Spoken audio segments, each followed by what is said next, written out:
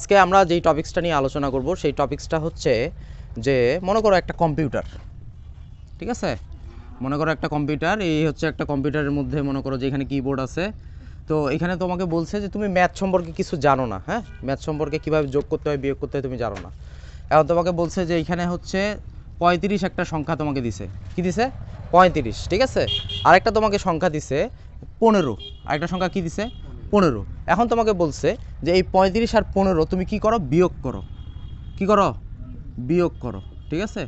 আচ্ছা আচ্ছা, তো এই কম্পিউটার হোক বা যে কোনো হচ্ছে ইলেকট্রনিক ডিভাইসের মাধ্যমে তুমি বিয়োগটা করো না কেন, তো এইখানে সবসময় মাথায় রাখতে হবে আমাদেরকে, কি মাথায় রাখতে হবে?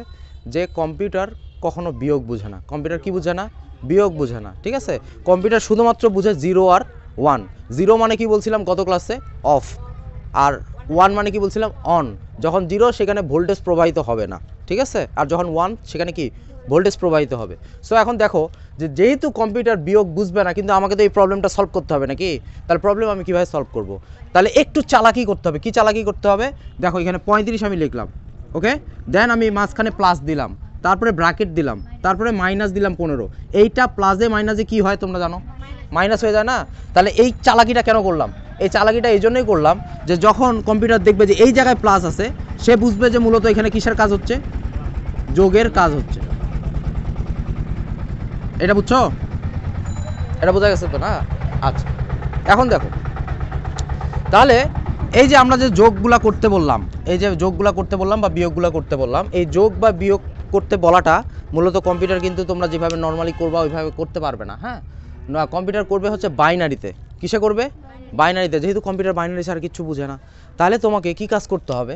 তাহলে তোমাকে এই যে 35 যে সংখ্যাটা, এটা হচ্ছে একটা কি সংখ্যা? ডেসিমেল সংখ্যা। কি সংখ্যা? ডেসিমেল সংখ্যা। ডেসিমেল সংখ্যা মানে হচ্ছে এটা হচ্ছে মানুষের ভাষা। তাহলে মানুষের ভাষাকে কনভার্ট করতে হবে কার ভাষায়? কম্পিউটারের ভাষায়। কম্পিউটারের ভাষায় কনভার্ট করা মানে সেটাকে কি করতে হবে? বাইনারিতে কনভার্ট করতে হবে। বুঝতে পারছো? তাহলে কোন একটা ডেসিমেলকে কিভাবে তুমি বাইনারিতে কনভার্ট করবা আমি গত ক্লাসেই শিখাই দিয়েছিলাম, তারপর একটু রিক্যাপ করতেছি। দেখো কি করবা, যে যেই সংখ্যাটা আছে সেই সংখ্যাটাকে নিবা, তারপরে কি ভিত্তি দ্বারা কি করবা? ভাগ করবা নাকি? আচ্ছা, তাহলে ভিত্তি কত ভিত্তিতে কনভার্ট করতেছো? 2 ভিত্তিতে। তাহলে 2 দ্বারা ভাগ করো। 2 দ্বারা ভাগ করলে 17 দুগুণে কত হয়? 34, ঠিক আছে। আর হাতে থাকে কত? 1। তাহলে এখানে দিলা তুমি 17, ওই হাতের একটা তুমি এখানে দিয়ে দিলা। দেন 17কে আবার 2 দ্বারা ভাগ করো। 8 দুগুণে কত রে? 16। হাতে কত থাকে? 1। আবার 8কে 2 দ্বারা ভাগ করো। 4 দুগুণে 8, হাতে কিছু আছে? 0। দেন আবার 4কে 2 দ্বারা ভাগ করো। 2 দুগুণে 4, হাতে কিছু আছে? 0। দেন আবার এই 2কে ভাগ করো। 2 অক্ষে 2, হাতে কিছু নাই, 0। দেন তুমি আবার এই 1কে 2 দ্বারা ভাগ করো। এই কন্ডিশনটার ক্ষেত্রে আমি বলছিলাম যখন ভিত্তিটা বড় হয়ে যাবে তখন সেখানে কত হবে? 0। এই যে 0। আর এই ছোট সংখ্যাটা কনভার্ট হয়ে এখানে চলে যাবে। তাহলে এই যে ছোট সংখ্যা এখানে চলে আসলো, অঙ্ক শেষ। দেন তুমি এখানে কি লিখছিলা? নিচে লিখছিলা হচ্ছে এমএসবি, মোস্ট সিগনিফিক্যান্ট বিট, আর উপরে লিখছিলা হচ্ছে লিস্ট সিগনিফিক্যান্ট বিট বা কম গুরুত্বপূর্ণ বিট। তারপরে তুমি সিকোয়েন্স অনুযায়ী নিছো, কি নিছো? 1 0 0 0 1 1 নাকি?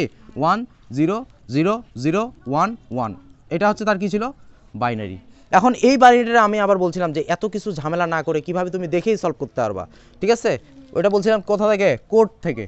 1 1 এর ডাবল কত? 2 2 এর ডাবল কত? 4 4 এর ডাবল 8 8 এর ডাবল 16 16 এর ডাবল হচ্ছে 32। এই পর্যন্ত আপাতত নেই।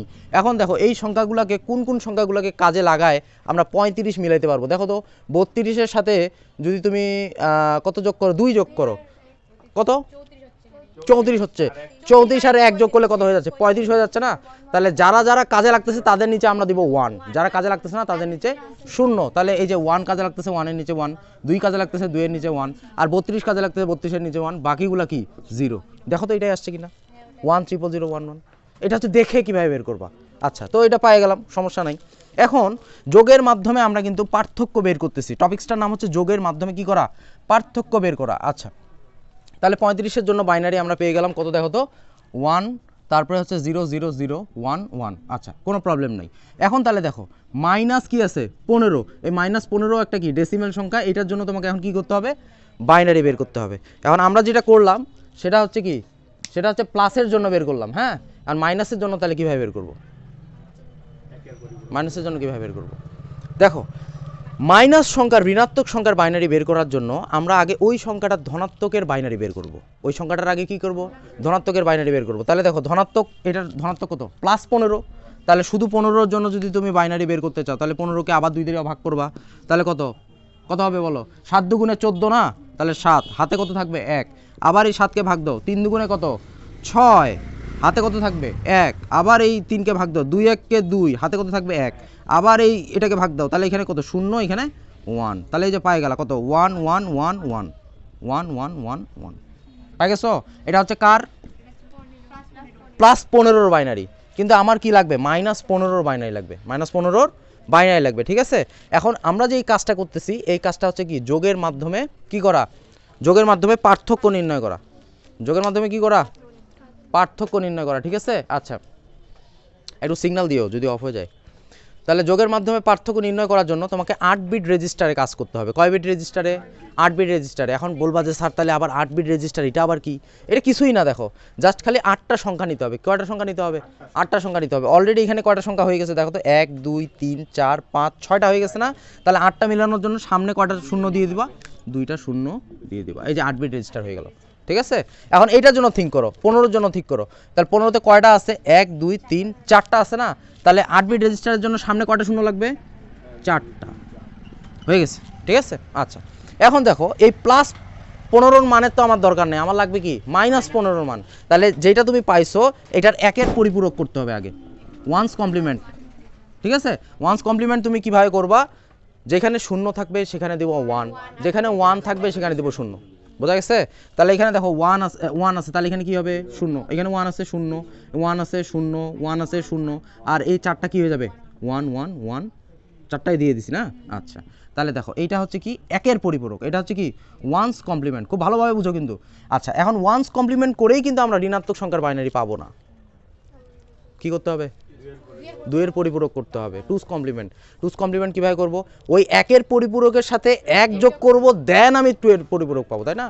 আচ্ছা তাহলে এটার সাথে 1 যোগ করো, তাহলে কয়টা 1 রে 1 2 3 4, তারপরে হচ্ছে কয়টা শূন্য 4টা শূন্য, 1 2 3 4, এটার সাথে যোগ করবা কত 1, এই 1 যোগ করলে আমরা কি পাবো 0, আর 1 যোগ করলে হচ্ছে 1, বাকিগুলো সব সেম থাকবে নাকি 0 0 0 1 1 1 1।